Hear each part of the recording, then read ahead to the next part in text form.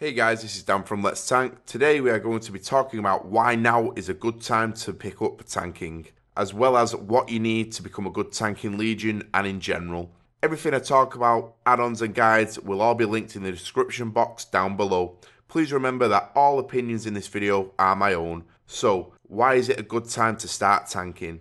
In Legion, Blizzard has dumbed down tanking to make it easy for anyone to pick up and play any of the tanking classes.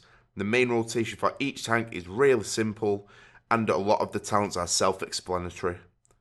If they are not, then there is enough information out there to tell you what is good and what is not.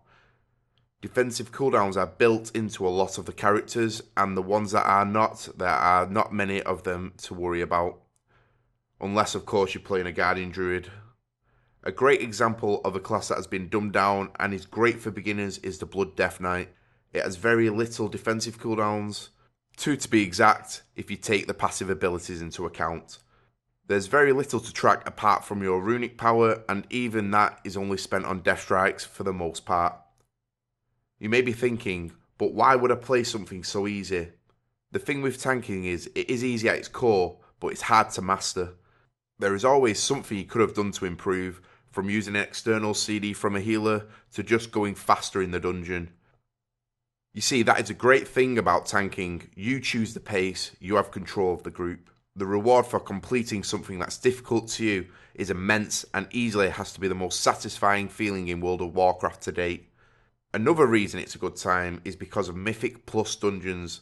The 5-man content is getting larger, so you do not need to go out and find a raid team straight away. You can stick to playing with your friends and a few pugs, getting a lot of content out of it till you want to or think you're ready to join a raid team. You can also get raid equivalent gear from these Mythic Plus dungeons now, so they have a value in doing them. On top of this, in patch 7.1, Karazhan will be available, introducing the 5-man mega dungeon. This being a mega dungeon will be the perfect time to practice everything you have learned thus far. So, now we have talked about why it's a good time, let's look at how. How do we become a tank and what does it take? Surprisingly, not much. For starters, it takes the confidence to actually do it. A lot of people I find are not confident enough to just pick up a tanking class and go with it. Everyone starts somewhere, and for you, that is here. Next, and it might seem a little obvious, but you are going to want to pick a tank that can actually, well, tank. Currently, there are 6 classes who can tank. These are Warrior, Paladin, Druid, Monk, Death Knight, and finally the Demon Hunter. The specs for the tanks are: Warrior is Protection, Paladin is also Protection, Druid is Guardian, Monk is Brewmaster, Death Knight is Blood, and Demon Hunter is Vengeance.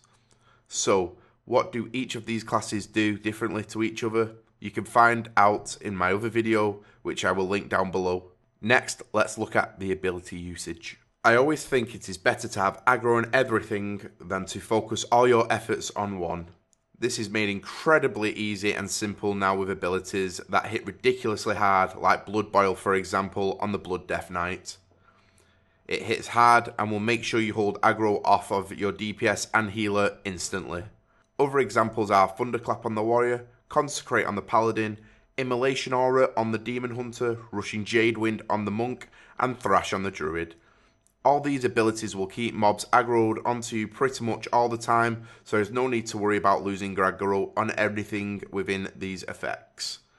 Now that we do not need to worry about threat, we need to look at being able to take the damage these mobs will be hitting us with.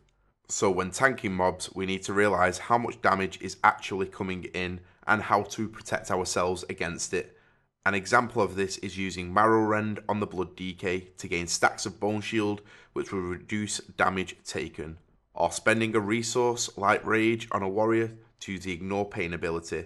It is always better to use these abilities sooner rather than later, trying to smooth the overall damage rather than panicking and using your cooldowns once your health is low or critical.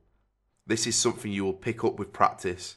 My only real tip is to try it out. Try using your defensives at the start rather than once you have taken a few hits and get a feel for the defensives of each character. It's important when we keybind abilities, we only use things we can actually press. For example, we don't want to be using number 9 on the keyboard if our left hand is over by the number 1.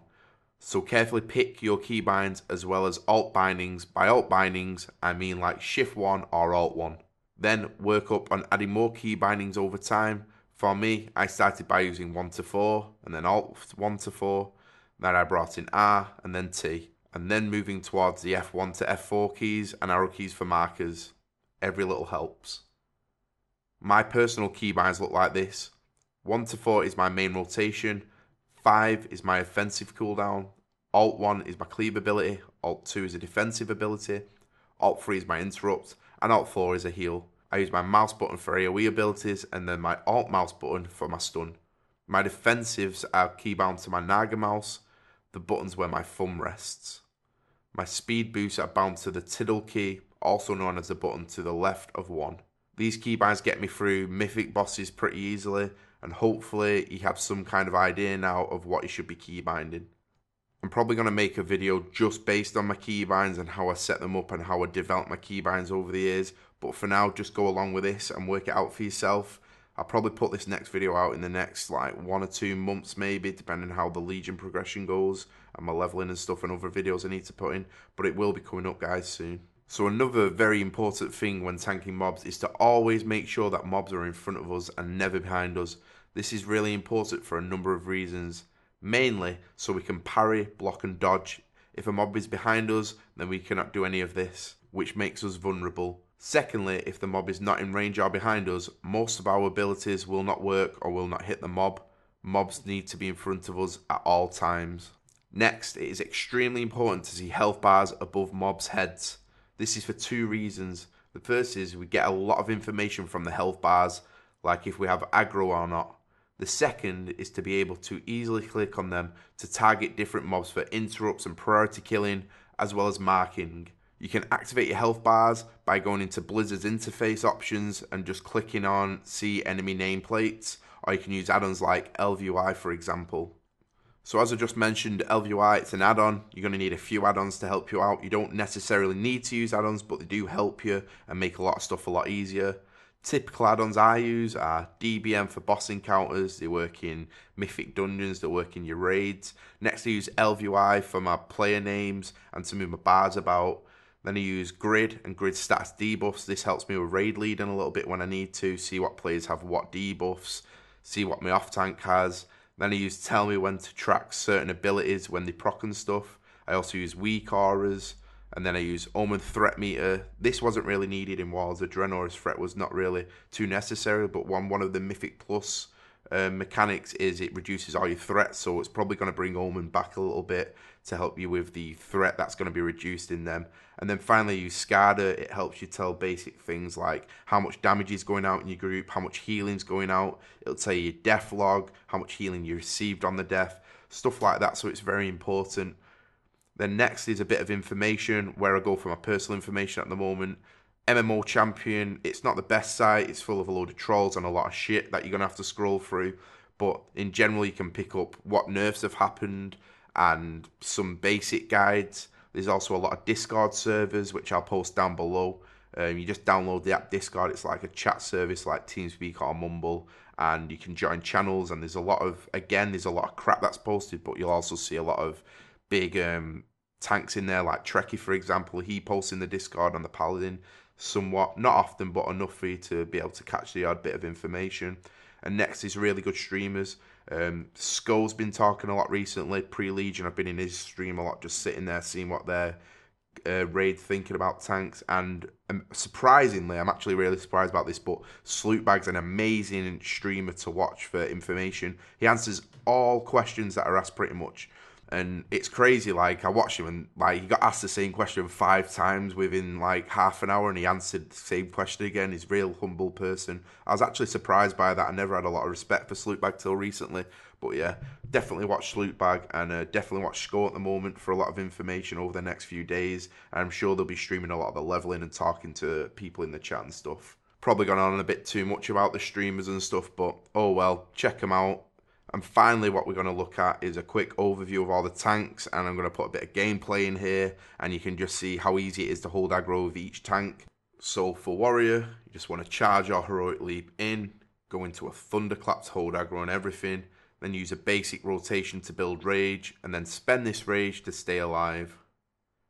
For the paladin, you want to throw Avenger's Shield and then drop a Consecrate. This will hold initial aggro. Then start using your basic rotation. Use your defensive abilities to stay alive. And use your main heal when at low health for maximum impact. For Druid, you want to charge or Moonfire and then go into a Thrash or Swipe to hold AoE aggro. Then you're going to use your Mangle to build Rage and then spend the Rage to survive. For Death Knight, you're going to drop a Death and Decay on the mobs. Use Blood Boil to hold aggro. Then you're going to use Marrow Rend to gain Bone Shield charges, and you'll gain Runic Power from this. You then spend the Runic Power on Death Strike to heal and gain shields. For the Monk, you're going to use Keg Smash, which will AoE cleave onto all the mobs. And then Breath of Fire, this will hold all AoE aggro. You're then going to use your Bruise to clear stagger, and use Energy to reduce the cooldown of these brews. For the Demon Hunter, you want to Infernal Strike in and use Immolation Aura to get AoE threat. Use your basic rotation to generate Pain. Then you're going to spend Pain on Demon Spikes for damage reduction or Soul Cleave for self-healing. I hope this helps at least a few of you get into tanking and get the confidence to actually pick it up and give it a try. I really do recommend tanking. I've always played a tank and it's an amazing feeling when you complete that really hard dungeon. Anyway, please like, comment and subscribe. And I'll see you guys on Tuesday for Legion release.